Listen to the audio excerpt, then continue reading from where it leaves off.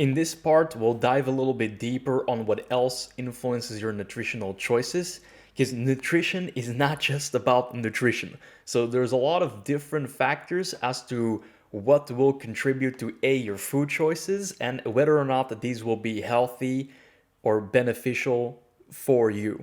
So when it comes to what we need to thrive, you can think of it in fairly simplistic terms. If I took this away, would I die? So in order of importance, the list would look something like this: breath, water or hydration, sleep, and light exposure. And then would follow nutrition and socialization.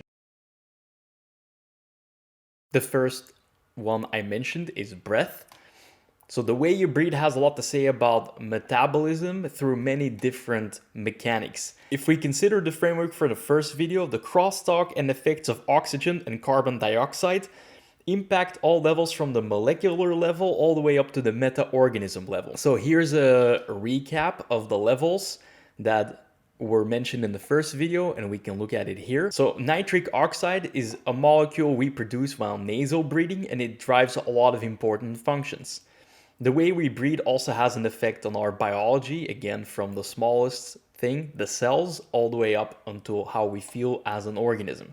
If we breathe shallow and high up in the chest, or chest and neck breathing, this would be called stress breathing. And that means that the sympathetic nervous system activates and alters metabolic effect, because when the nervous system is activated, the blood goes through the periphery, your extremities, right, to either fight or flight. It's basically shutting down the metabolism because it drives a lot of, or it needs a lot of energy. And we need this energy and the resources and the blood flow to be in our extremities to deal with the situation. On the other hand, deep and circumferential, meaning over 360 degrees, right, with the rib cage and the abdomen expanding, this would be, and slow nasal breathing would put you in a parasympathetic state, which has a very different effect on our biology. And if sympathetic breathing and being in a sympathetic state would drive resources away from the metabolism, then calm and parasympathetic breathing would drive resources towards the metabolism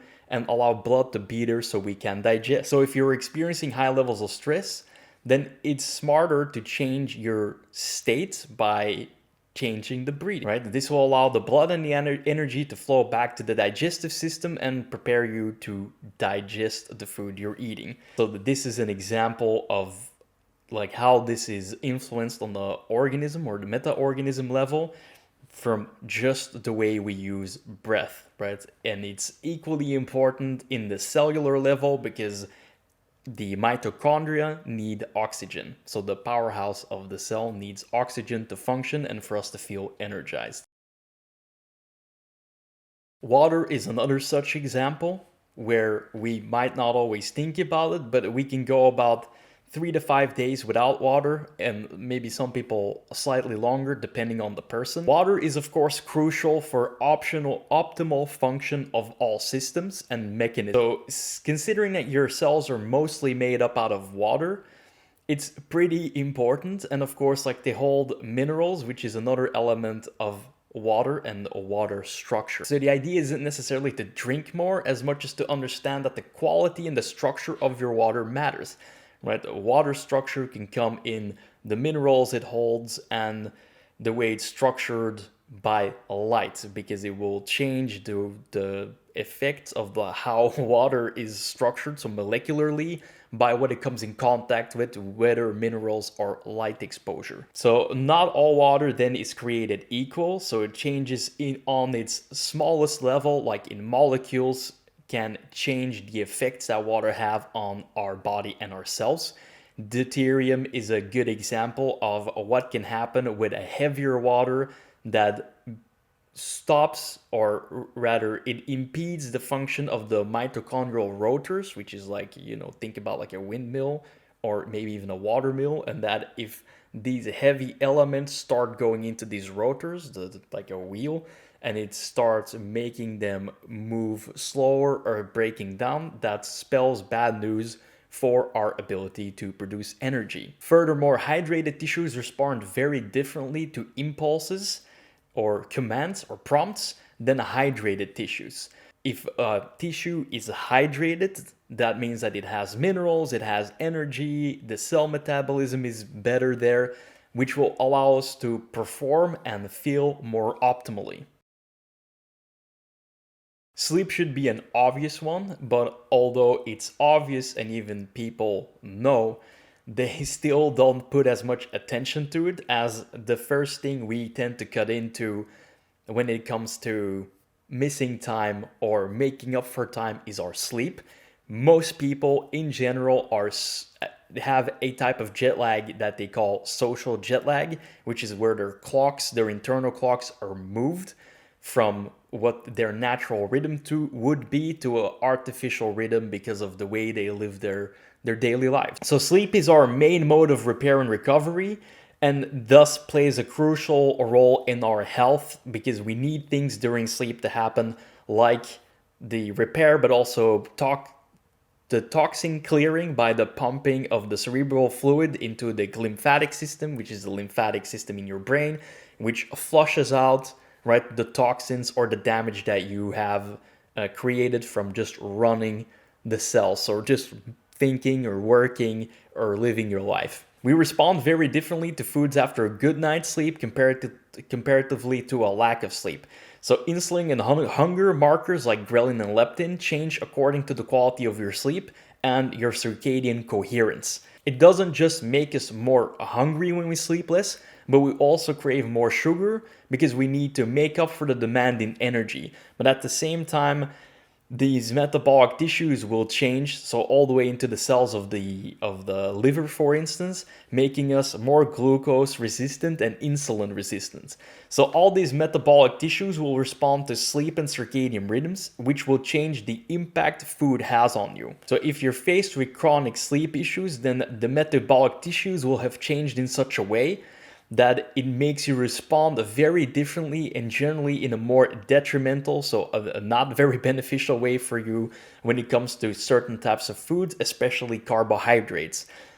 As to why especially carbohydrates is because if my insulin resistance goes up and my glucose resistance goes up, then that would mean that I'm worse at metabolizing glucose, and it makes me more susceptible to lipogenesis, which is creating fat out of the glucose that I take in, right? And seeing that I've been craving more glucose because I'm sleep deprived, you're eating more than maybe your natural demand physiologically would be for, right? So if my muscles and my brain and my liver would need it, but only a certain amount, and I eat above that, then that will probably, depending on the person and their state, go into fat stores.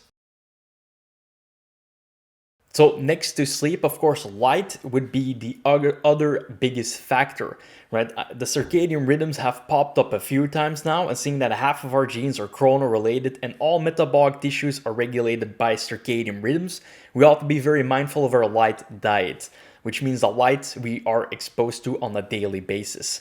So sunlight is crucial for our health because it's the full spectrum source of light, and we need everything in that spectrum to function optimally from infrared to UV. If we look at how this spectrum works, infrared in the morning will prepare you for the UV exposure during midday, and the infrared in the evening will undo or help mitigate a lot of the damage that we would experience on a DNA level, on an epigenetic level, from the UV exposure throughout the day. That doesn't mean UV is bad per se.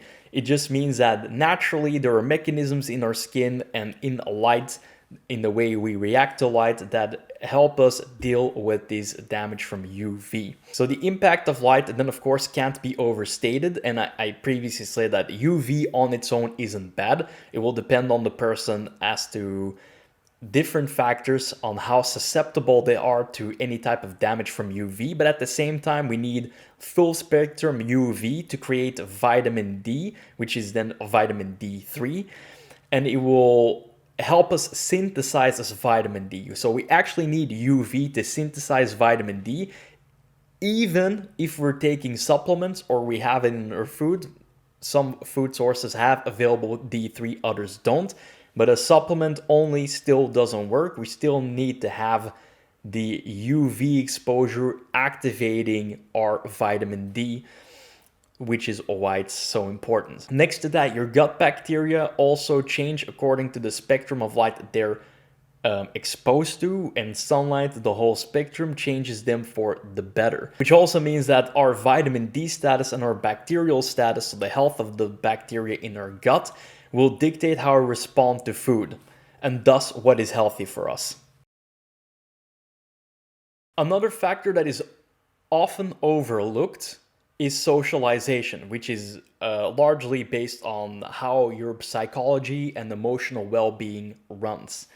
So even though it's last, it's definitely not least, because it's the main driver, as I said, about our emotional states, or that regulates our emotional states. So if you want a book on this, Lisa Barrett Feldman does a good job explaining how we regulate our body budgets based on social interactions. Right? The book is called How Emotions Are Made, and a body budget basically means a prediction of energy or metabolic demand, which means that do I have the available resources and energy for a situation or a circumstance? If someone stresses us out, we predict an increased demand in energy and resources necessary to handle that stress. Of course, the opposite then is also true, that people can have a calming and relaxing effect on us. So socialization with the people that we love and care for is one of the main ways that we enter into a parasympathetic state. So the state we are in will largely dictate our ability to digest and tolerate food. Furthermore, how we think about food, so our relationship with it, also plays a role in how we respond to foods. If I have a very negative view of a food, or I think it's bad for me, it's gonna increase the likelihood of an adverse reaction, or it's gonna just amplify the reaction we have to foods that we feel that we can tolerate, because we know it's bad for us, and the body will then respond accordingly. The idea then is, before we even consider what a healthy food is, we should consider if we are healthy to begin with, right? So going from the hallmarks, bioindividuality, bioaccumulation, your ancestral background, into breath, sleep, hydration, light, socialization. We need all of those parameters from all these videos to establish our baseline of health. So it stands to reason that all of these things are bidirectional, or rather multi-directional, as we saw in the first part, because of this crosstalk.